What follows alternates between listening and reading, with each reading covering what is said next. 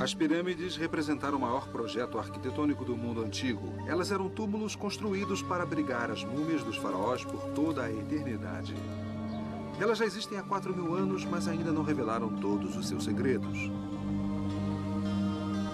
Se não fosse por um homem, não haveria pirâmides. Nos longínquos desertos egípcios estão as primeiras pirâmides que ele construiu. Sua exploração revela o gênio que ele era e como ele superou todos os desastres. Embora desconhecido hoje, ele foi um dos mais importantes egípcios que jamais viveu, o faraó Snéfero.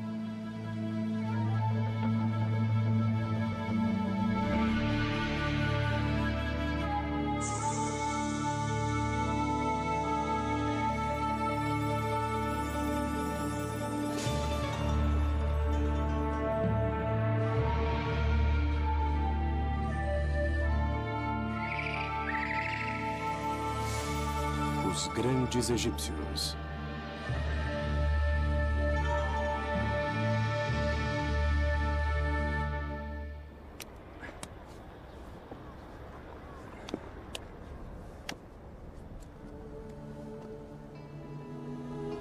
Os antigos egípcios nunca criaram nada tão fantástico, arrebatador e gigantesco como a grande pirâmide de Gizé.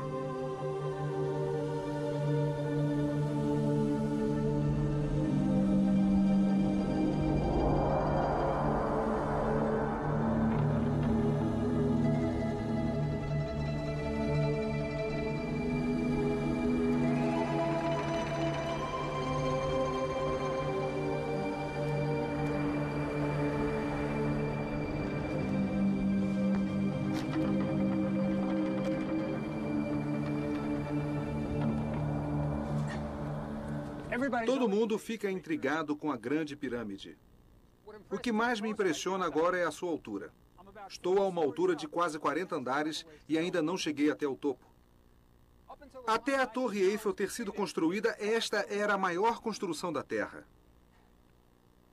O que as pessoas não se dão conta é que ela é uma maravilha de precisão da engenharia. A base tem 13 acres, mas os lados são perfeitamente orientados com os 4 pontos cardeais.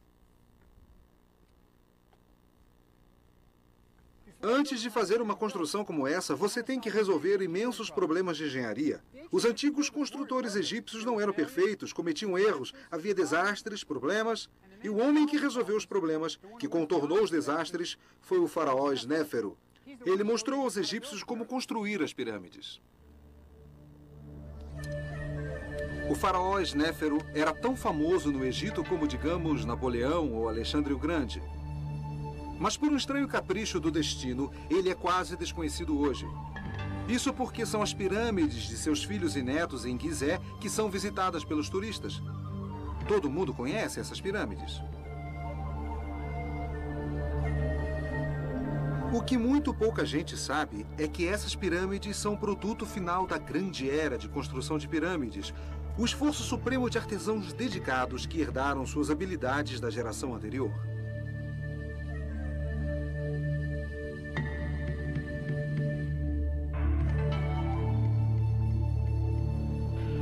As pirâmides que Snéfero construiu são pouco visitadas e em grande parte desconhecidas. Quase tão grandes quanto as famosas pirâmides de Gizé, elas são o que poderíamos chamar de seus protótipos. Foi aqui que a arte da construção de pirâmides foi aperfeiçoada.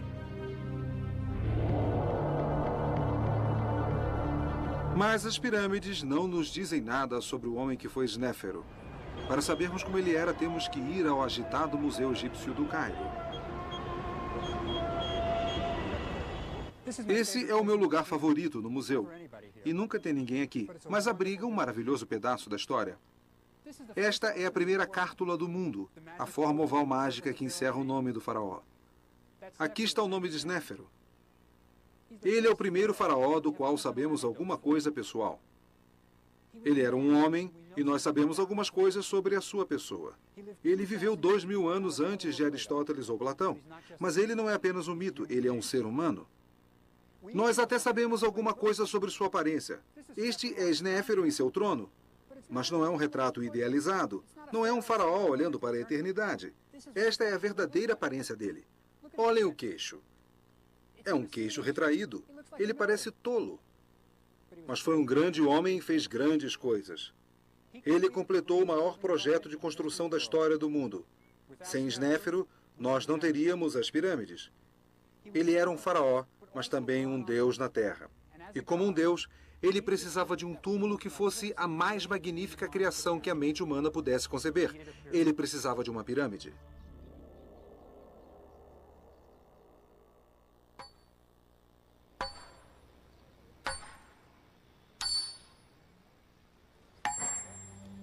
Parece incrível, mas as 6 maiores pirâmides do Egito foram todas construídas em menos de 100 anos.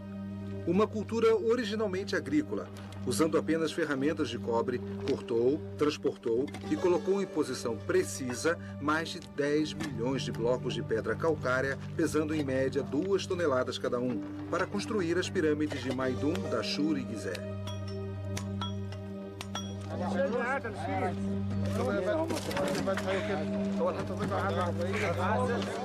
Imaginem colocar no lugar um enorme bloco de pedra a cada 3 minutos, dia e noite, continuamente durante 100 anos. E tudo isso sem usar uma única roda, que afundaria na areia do deserto. Cada bloco foi içado entre nós ou cilindros até a sua posição final na pirâmide.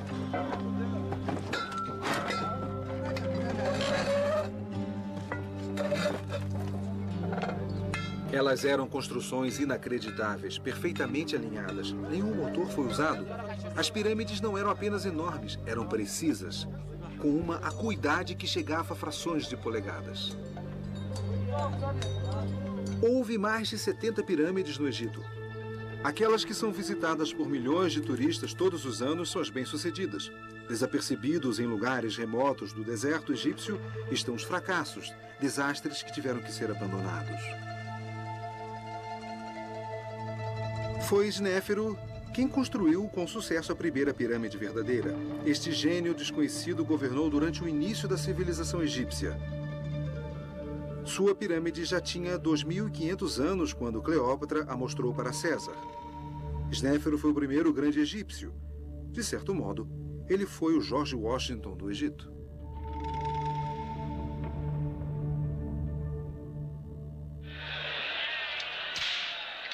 Hollywood errou. Um dos grandes mitos do Egito é que as pirâmides foram construídas por escravos, forçados a puxar enormes cargas enquanto eram açoitados por cruéis capatazes dos faraós. Na realidade, elas foram construídas por trabalhadores livres, o que torna o feito de Snéfero ainda mais incrível. Snéfero teve que organizar e pagar milhares de trabalhadores por décadas para construir suas pirâmides.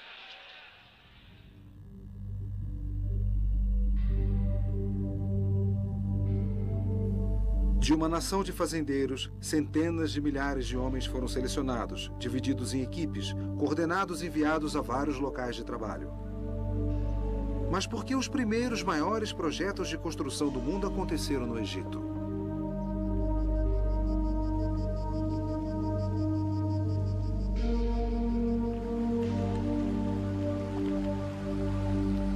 O Antigo Egito era um lugar muito especial. Todos os anos, a neve derretida de montanhas africanas distantes corria para o norte em direção ao mar.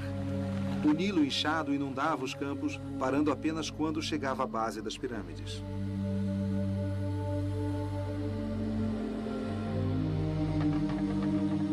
A inundação era um evento mágico para os egípcios. O Nilo, carregando o solo fértil de cobertura, no início ficava vermelho. Depois ele ficava verde por causa da vegetação arrancada pelas águas. Por fim, subia 10 metros. Quando a enchente recuava, ela deixava os campos cobertos de uma lama rica e fértil, perfeita para as plantações.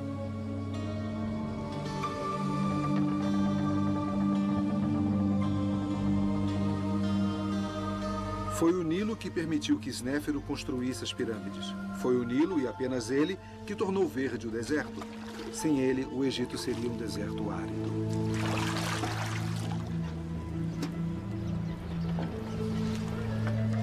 Para canalizar as águas do Nilo para seus campos, os aldeões se juntaram para criar redes de canais de irrigação.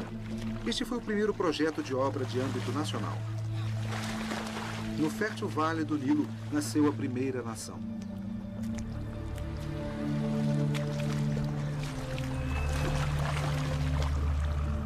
O Nilo permitiu que o Egito produzisse inúmeros campos de plantações, linho, grãos, legumes, tudo que uma sociedade precisava. Foi aqui que nasceu a capacidade de trabalhar em conjunto em grandes projetos. Só o que estava faltando era um grande líder.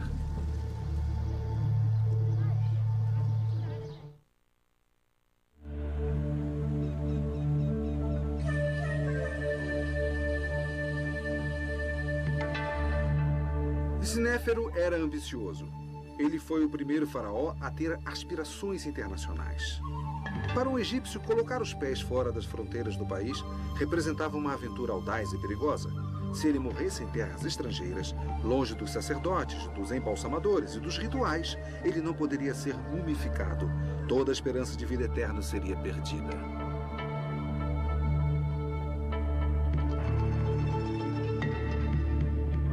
Foi Snéfero quem ousou desafiar o costume. Ele mandou seu exército em expedições mercantis para o norte do Líbano em busca de enormes toras de cedro, para o leste do Sinai em busca da turquesa e minerais, e para o sul da Núbia atrás do ouro. No governo de Snéfero, o Egito se tornou uma nação importante, reconhecida internacionalmente.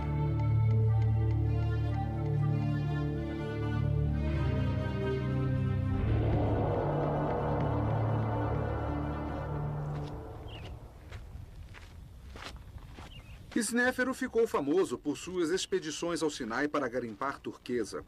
Uma expedição como essa requeria uma enorme organização. Levar 500 homens e mulas para o deserto do leste demandava uns 30 barcos para o transporte através do Mar Vermelho e umas 50 toneladas de alimentos por dia.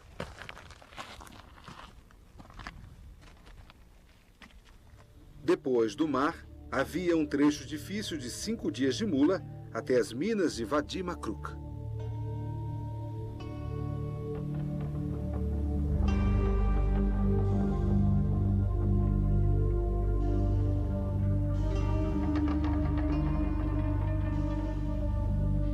Construir túneis na montanha em busca de turquesa era perigoso.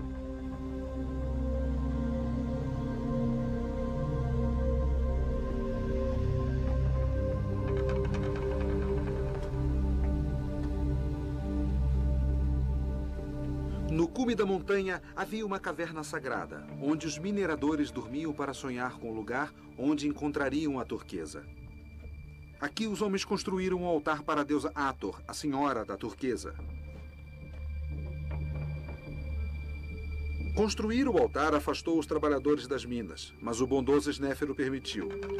Ele chegou até a mandar escultores habilidosos para registrar os progressos da expedição, criando um campo de pedras esculpidas. Hoje, esse campo ainda existe. Ainda é bem parecido com o que foi em tempos antigos. Aqui estão os nomes dos homens de uma das expedições. Mas aqui está uma história de sofrimento e heroísmo. O tesoureiro do faraó está registrando a expedição que chefiou. Por causa do calor escaldante do Sinai, o inverno era a estação de mineração. Mas esses hieróglifos contam uma história diferente. Aqui está o ponto central. Chegamos nesta terra no 3º mês da 2ª estação. Aqueles caras vieram no verão. Ele continua. No verão, as montanhas deixaram suas marcas queimadas em nossa pele. Esses mineradores não eram escravos. Eles foram de vontade própria arriscar suas vidas para trazer a preciosa turquesa para o seu faraó. A turquesa que os mineradores traziam do Sinai era transformada em engastes, adornando braceletes finamente produzidos, presentes de Snéfero para sua esposa, a rainha Retéferas. Snéfero não foi apenas um construtor de pirâmides e explorador. Ele também foi um patrono das artes. Suas oficinas reais produziram extraordinárias obras-primas em esculturas, pinturas, joias e mobiliário. Foi uma época impressionante. As realizações artísticas durante o reinado de Snéfero foram tão fantásticas que acabaram por estabelecer os padrões que perduraram pelos próximos 2.500 anos. O Ganso de Maidum parece tão natural hoje como quando foi pintado 5.000 anos atrás.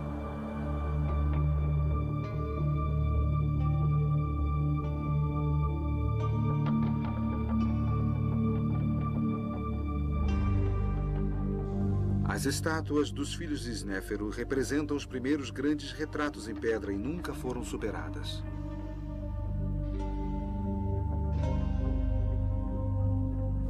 O fino retrato em pedra de Ankaf o mostra como um homem maduro e pensativo, um pouco pesado, ele era bem-sucedido. O irmão de Ankaf, Remiano, tem dobras de gordura, ele era mesmo próspero. No Museu do Cairo, há outro dos filhos de Snéfero, Horruta, e sua linda esposa Nofret. Estão sentados um ao lado do outro e seus olhos de pedra cristalina parecem olhar os milhares de visitantes que param para vê-los. Existe um detalhe maravilhoso. As mulheres egípcias costumavam usar perucas e podemos ver o cabelo verdadeiro de Nofret sobre a testa por baixo da peruca. A mobília que Snéfero mandou construir para sua esposa está entre as mais belas que já foram feitas no Velho Egito. São obras-primas de simplicidade. Suas linhas são retas, limpas e elegantes. Elas não precisam de uma ostentação vulgar de ouro. Apenas hieróglifos dourados para proclamar os títulos da rainha.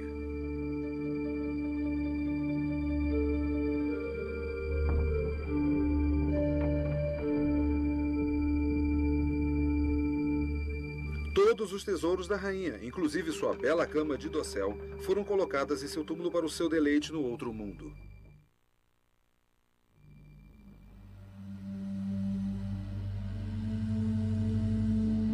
Os antigos egípcios acreditavam na ressurreição. Eles acreditavam que o corpo levantaria e andaria no outro mundo.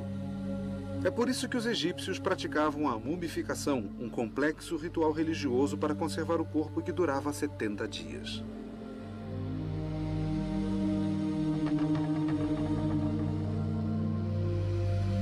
Era absolutamente crucial proteger a múmia dos ladrões de túmulos. Se um ladrão entrasse no túmulo e destruísse a múmia, o falecido não poderia existir no outro mundo. Sem um corpo intacto, perdia-se toda a esperança de imortalidade. E essa era a maior catástrofe que poderia acontecer ao antigo egípcio. Uma vez que a múmia tinha sido conservada, um túmulo sofisticado era construído para protegê-la por toda a eternidade. Esses primeiros túmulos eram chamados de mastabas.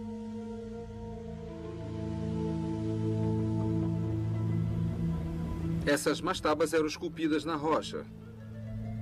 Depois eram cobertas com uma grande superestrutura feita de tijolos. Os antigos egípcios a chamavam Casas da Eternidade.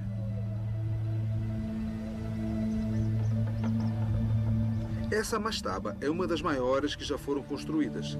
Ela tem uma característica notável que deveria evitar que fosse roubada. Não existe absolutamente nenhum acesso para a câmara sepulcral a partir do solo.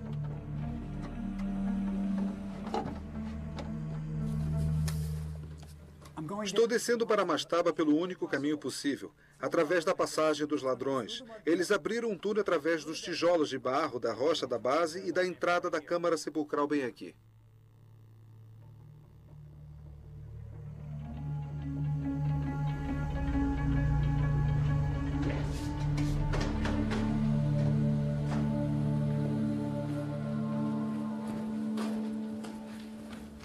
Esse é o túmulo de uma pessoa muito importante. Provavelmente um rei ou uma rainha. Esse sarcófago é o primeiro da história. O corpo foi colocado aqui dentro. A tampa foi fechada, mas mesmo assim ele foi roubado. Aqui está a marreta dos ladrões que foi usada para arrombar a tampa. Após o sepultamento, essa câmara foi fechada por cima, e apesar de centenas de milhares de toneladas de tijolos de barro que foram colocadas em cima, ele foi roubado. Snéfero tinha um grande problema. Seu problema era o fato de ser quase impossível deter os ladrões de túmulo. Mesmo na época de Snéfero, o túmulo de sua própria esposa foi roubado. Não importa quão complicadas fossem as passagens dentro do túmulo, os ladrões conseguiam achar o tesouro.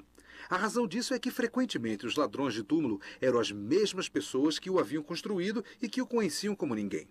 A solução estava em criar alguma coisa sólida o suficiente para impedir os ladrões, mesmo que eles soubessem onde estava a câmara sepulcral. Mas Snéfero não foi o primeiro a tentar isso. Tudo havia começado em Saqqara. A pirâmide de degraus de Saqqara foi terminada durante a infância de Snéfero e veio a ter um profundo efeito em sua vida. O que mais intriga nesta pirâmide de degraus é que ela é a primeira construção feita de pedras. Nós poderíamos supor que eles começaram com pequenos prédios de pedra, para depois tentarem construções mais ambiciosas, até que algo realmente grande fosse construído. Mas não foi assim. De repente, como que vinda do nada, surgiu a pirâmide de degraus.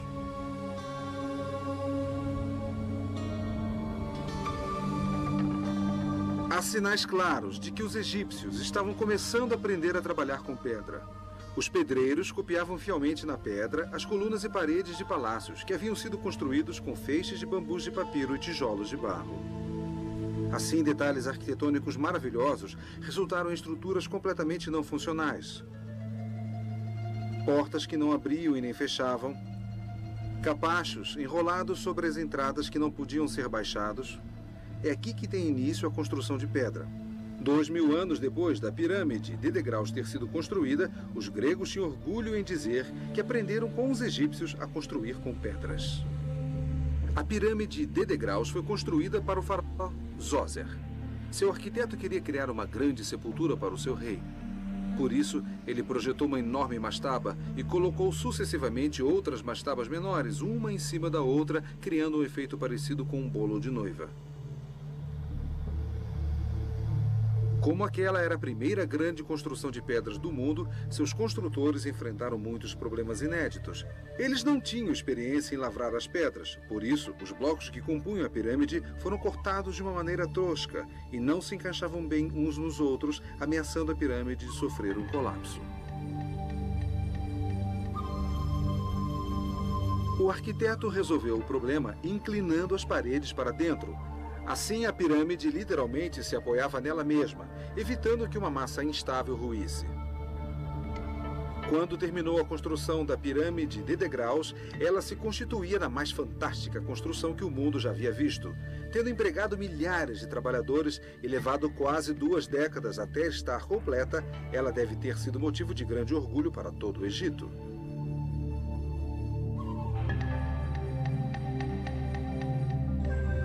Vocês podem apostar que quando Snéfero era criança, ele deve ter ficado fascinado com a pirâmide e talvez até tenha sonhado em construir a sua própria.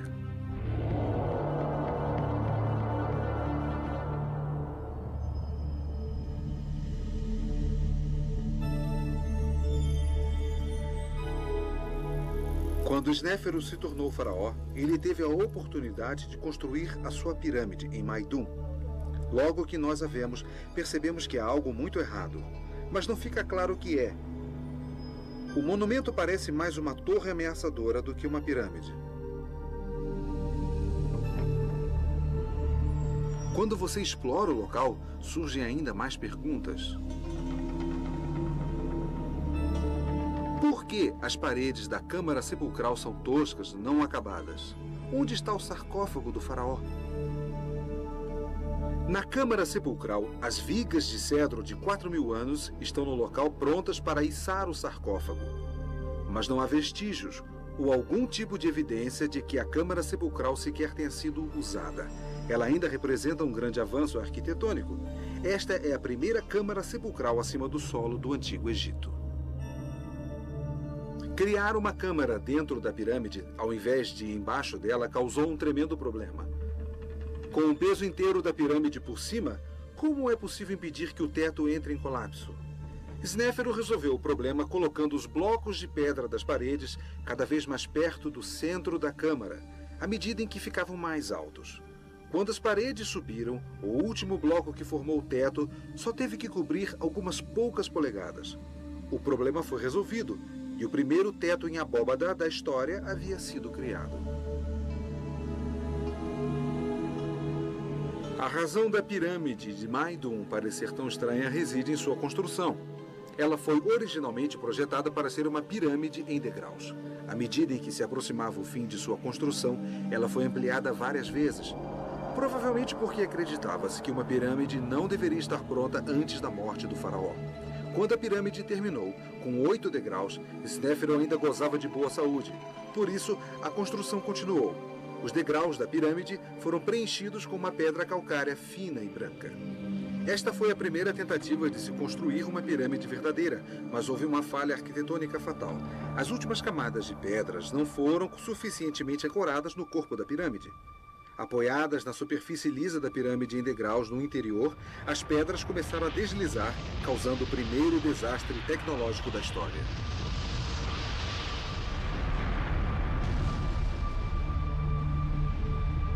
É por isso que a pirâmide parece tão estranha hoje.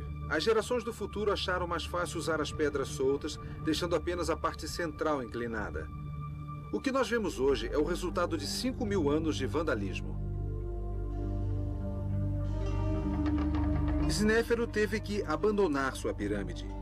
É por isso que na pequena capela da base, as enormes placas de pedra nunca receberam uma inscrição. É por isso que as paredes da câmara sepulcral foram deixadas toscas e inacabadas. E é por isso que as velhas vigas de cedro nunca foram usadas para içar o sarcófago do faraó para o local de seu descanso final.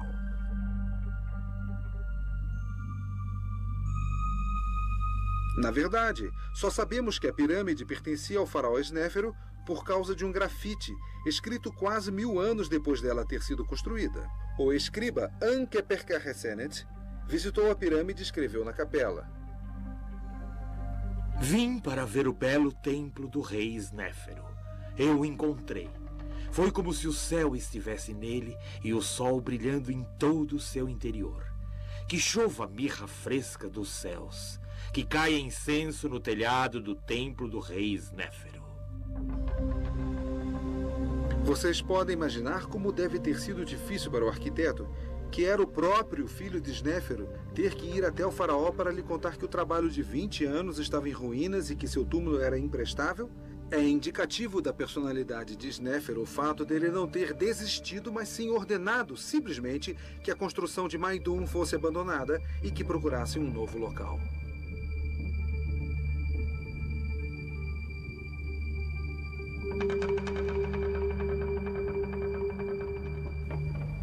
Ainda precisando de um local para o seu sepulcro, Snéfero foi em frente a todo vapor para construir um monumento ainda mais ambicioso que o de Maidum. Uma pirâmide com um volume 2 vezes maior do que o da pirâmide que abandonara. O monumento queria fazer sombra a qualquer coisa que o mundo já tivesse visto.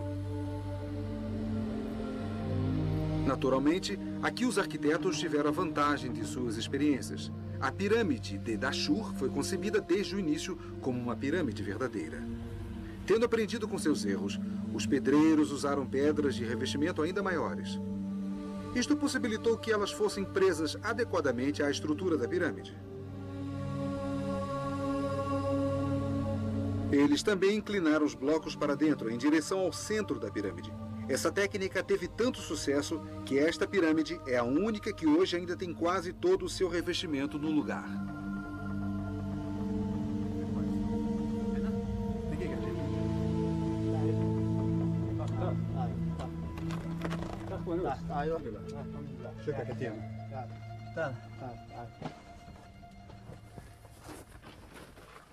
Há um grafite interessante aqui. Centenas de anos depois da morte de Snéfero, um sacerdote de nome Wainank veio aqui e escreveu seu nome. Ele queria ligar o seu nome ao de Snéfero. Os hieróglifos são interessantes para um sacerdote. Há um pequeno vaso aqui que está derramando água. Isso significa purificar. E se você coloca um homem por detrás, então significa que é o homem quem purifica. Ele é o Wainank. Vamos descer.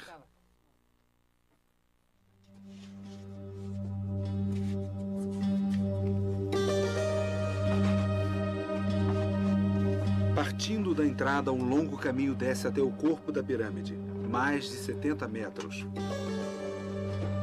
Uma das descidas mais longas e difíceis de todas as pirâmides. Os blocos polidos da parede são lisos e surpreendentemente frios ao toque. A passagem ainda tem os trilhos usados pelos escavadores em 1950, quando tiraram o entulho da câmara sepulcral de Snéfero. A passagem foi projetada para descer o sarcófago até o coração da pirâmide.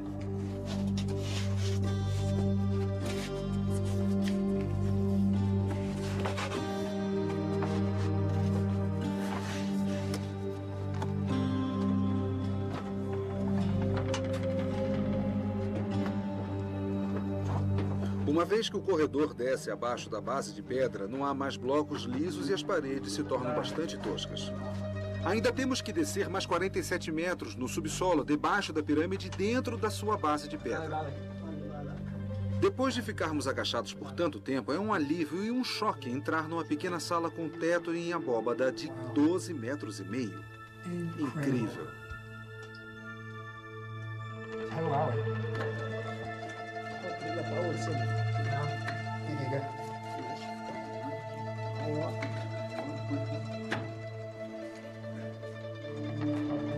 Nós ainda nem estamos na Câmara Sepulcral. É apenas um vestíbulo, quase como se Snéfero estivesse dizendo bem-vindos. Para chegar até a Câmara Sepulcral, você ainda tem que subir uma escada de corda.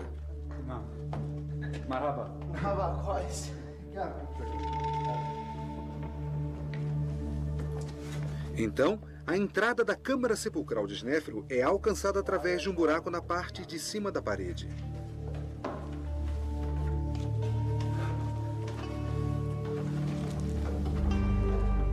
Esta é a razão para a escada maciça. Depois da escada de corda, ela parece bastante firme. Quando você começa a subir essa escada, você percebe. Todas as 4 paredes são inclinadas para dentro para formar um teto em abóbada. É incrível.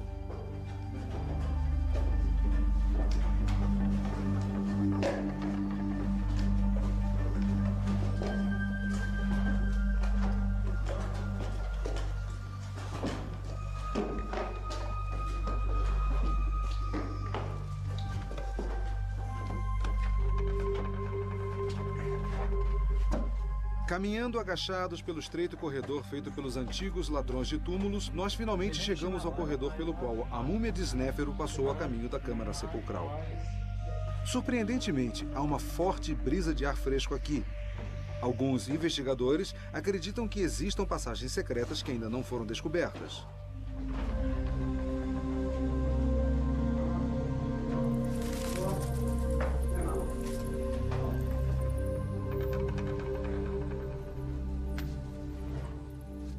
Finalmente chegamos à Câmara Sepulcral.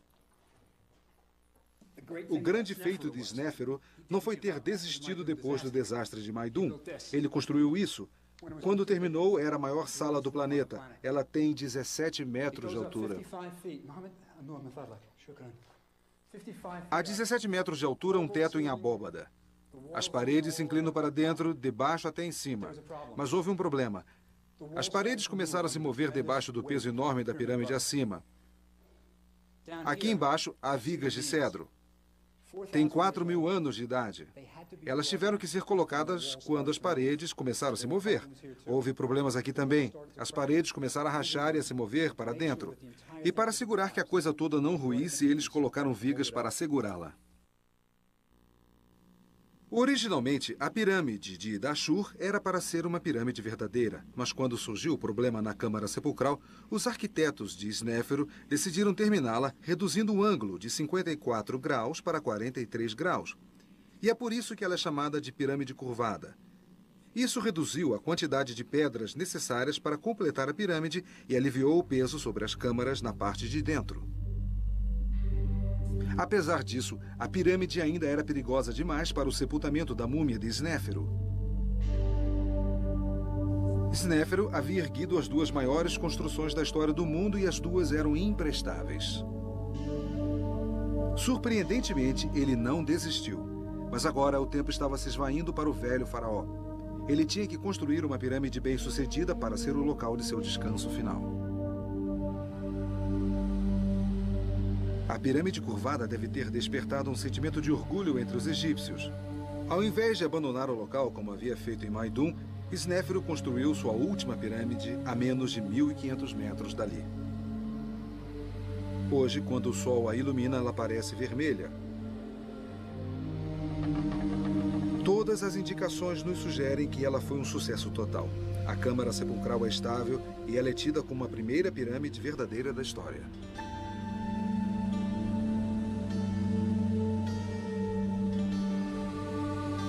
Há sinais de que Snéfero teve que economizar um pouco para garantir que a pirâmide vermelha ficasse pronta para o seu funeral. Ela é menor que a pirâmide curvada, e seus lados sobem a um ângulo conservador de 43 graus. Na pirâmide vermelha, Snéfero finalmente resolveu seus problemas de engenharia. Foi aqui que a sua múmia foi deixada para descansar.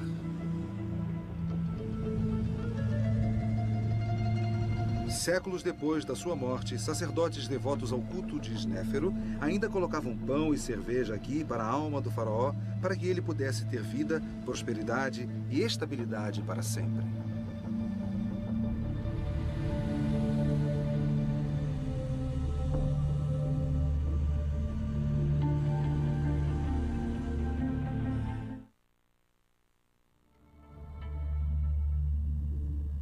Snéfero e sua família formavam um grupo muito unido que trabalhava junto e que realizou feitos notáveis. Snéfero teve no mínimo 5 filhos e ele tornou alguns deles vizires do Egito, mantendo o poder próximo a ele, estabelecendo um controle familiar que se estendeu por toda a sua vida. Além de deter o posto de vizir, vários dos filhos de Snéfero se tornaram arquitetos. Os irmãos de Snéfero realmente gostavam de construir. Um dos mais famosos é Ankaf, o arquiteto da segunda maior pirâmide do platô de Gizé. O irmão de Ankaf, Remiano, se tornou vizir de outro irmão, o faraó Quéops. Remiano foi, provavelmente, o arquiteto da Grande Pirâmide.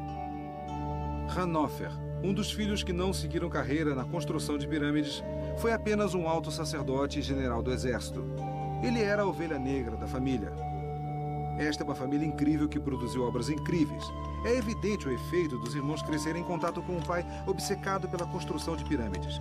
Imaginem os filhos acompanhando seu pai, primeiro para ver os progressos da pirâmide de Maidum, depois a pirâmide curvada e finalmente a pirâmide vermelha. A paixão do pai foi de fato passada para os seus filhos. O filho mais famoso de Snéfero foi sem dúvida Quéops, o seu sucessor, que é lembrado hoje como o faraó que construiu a Grande Pirâmide, uma das 7 maravilhas do mundo. A Grande Pirâmide é, na verdade, um legado de Snéfero a seu filho. Esse monumento surpreendente não poderia ter sido construído sem que os problemas fossem resolvidos e as lições aprendidas durante a incrível carreira de construtor de Snéfero.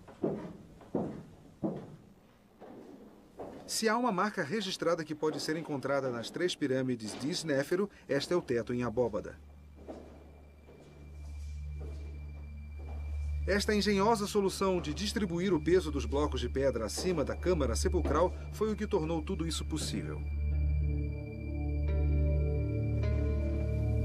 Do início cauteloso em Maidum a estes tetos espetaculares das pirâmides de Dashur, foi um pequeno passo que levou à sua suprema expressão, aqui na maior galeria da Grande Pirâmide de Quéops.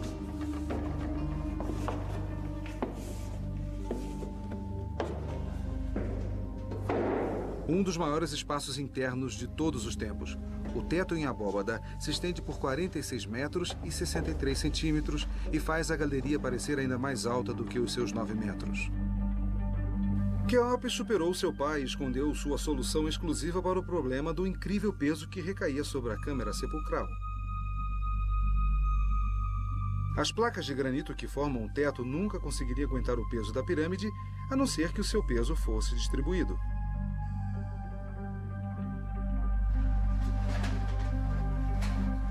Para ver a solução de Quéops, você tem que subir através de um buraco até a parte mais alta da grande galeria.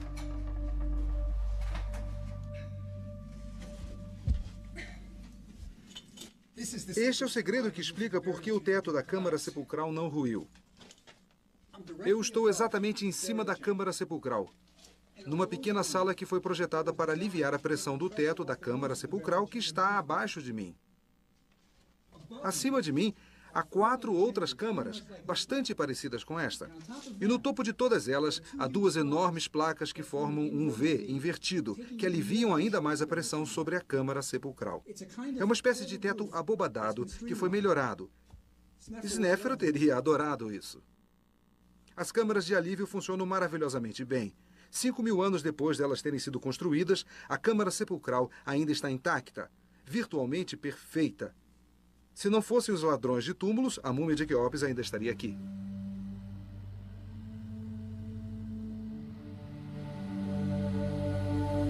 Não Não só Snéfero abriu o caminho para que o seu filho Quéopes construísse a maior pirâmide do mundo, como também fomentou o comércio exterior, que acabou por fornecer a Quéopes uma das mais importantes coisas que ele poderia levar para o outro mundo.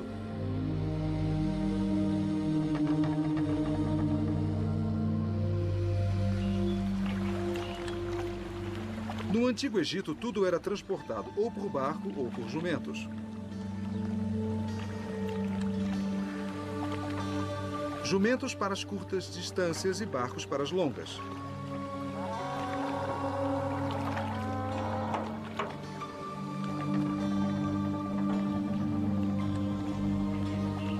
Em 1954, foi encontrado um barco enterrado perto da Grande Pirâmide. Ele tinha 44 metros e fora construído por Quéopes com madeira trazida do Líbano por seu pai Snéfero.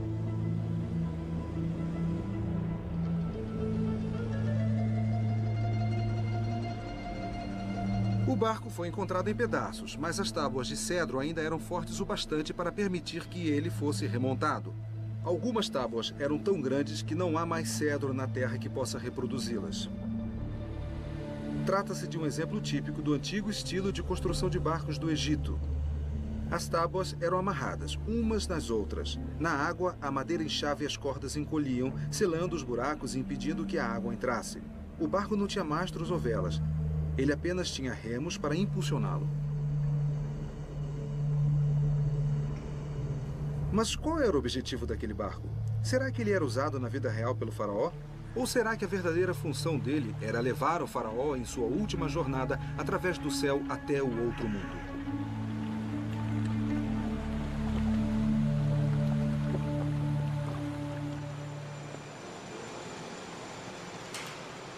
Para desvendar este mistério, mandei construir um modelo em escala de 2 metros e 13 centímetros, com as medidas exatas do barco da pirâmide, para testá-lo, no tanque do Instituto de Arquitetura Naval de Long Island. É impressionante como ele desliza suavemente pela água, quase não deixando marola. Arrasto positivo de 13963. Como não havia sinal de mastro ou de vela no barco, de início, achei que os remos fornecessem a potência.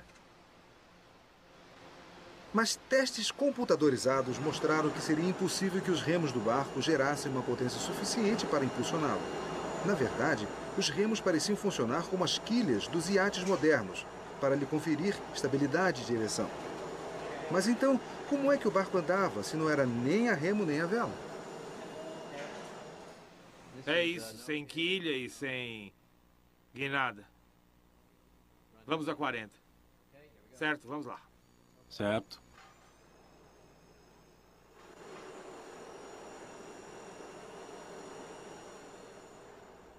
Sabemos que frequentemente os barcos de rituais eram rebocados do Antigo Egito quando transportavam os corpos dos mortos da margem leste para a margem oeste para o sepultamento final. Aquele barco de cedro de 4.000 anos pode ter trazido o corpo do filho de Snéfero para o oeste, para o sepultamento na Grande Pirâmide.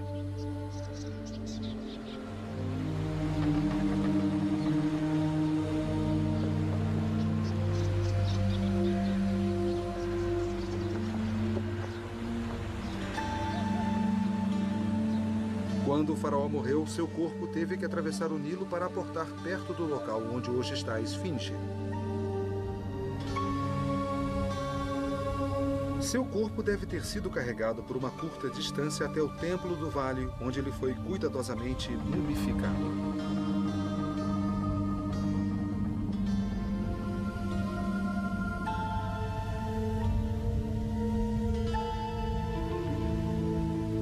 Exatamente 70 dias após a morte, sua múmia foi carregada por uma rampa até a pirâmide.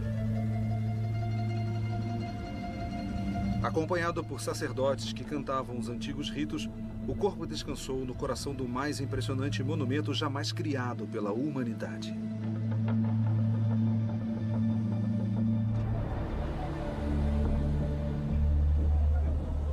A grande era de construção de pirâmides durou apenas enquanto a família de Snéfero governou o Egito.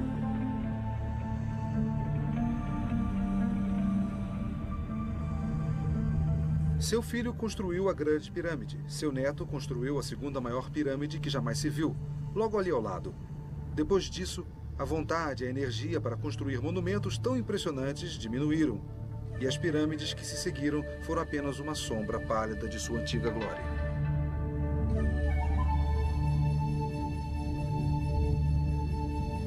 Os antigos egípcios recordavam dos tempos de Snéfero como sua idade do ouro. 700 anos após a morte de Snéfero, os faraós da 12ª dinastia retornaram a Dashur para construir suas pirâmides à sombra dos monumentos de Snéfero. A pirâmide de tijolos de barro de Amenemhat III, hoje atingida pela erosão e em ruínas, lembra mais um formigueiro.